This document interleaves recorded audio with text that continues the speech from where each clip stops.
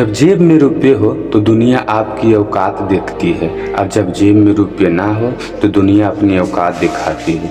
किसी के चेहरे में हम याद रखें, हमारी ऐसी फितरत नहीं। लोग हमारा चेहरा देख के अपनी फितरत बदल दे, ऐसी हमारी फितरत है। नमस्कार दोस्तों, मेरा नाम है शिव कुमार। आप सुन रहे हैं हिंदी कहानी 2.2 राजा और हिरण की कहानी।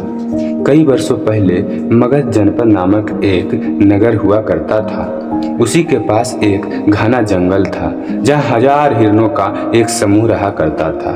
हिरणों के राजा के 2 पुत्र थे, जिनमें से एक का नाम लखन और दूसरे का काला था। जब राजा बहुत बूढ़ा हो गया तो उसने अपने दोनों बेटों को उत्तराधिकारी घोषित कर दिया।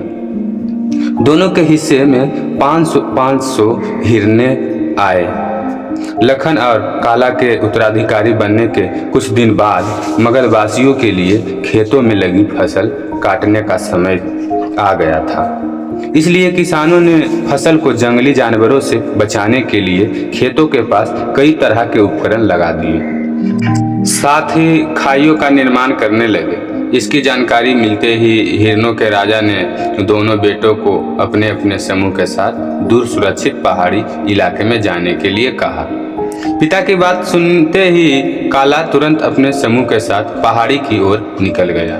उसने जरा भी नहीं सोचा कि दिन के उजाले में लोग उनका शिकार कर सकते हैं, और फसल में हुआ भी यही।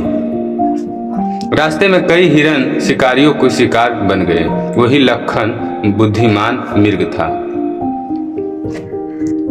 लखन बुद्धिमान मृग था, इसलिए उसने अपने साथियों के साथ रात के अंधेरे में पहाड़ी की ओर निकलने का फैसला किया, और सभी सुरक्षित पहाड़ी तक पहुंच गए। कुछ महीने बाद जब फसल कट गई, तब लखन और काला वापस जंगल लौट आए। दोनों समूह के साथ वापस लौटे तो उनके पिता ने देखा कि लखन के समूह के सारे मृग साथ हैं और काला के समूह में हिरणों की संख्या कम थी। इसके बाद सभी को लखन की बुद्धिमानता के बारे में पता चला, जिसकी सभी ने प्रशंसा की। कहानी से हमें यह सीख मिलती है दोस्तों कि काम करने के पहले कई बार सोचना चाहिए, तभी उसको करना चाहिए। इससे हमेशा सफलता मिलती है।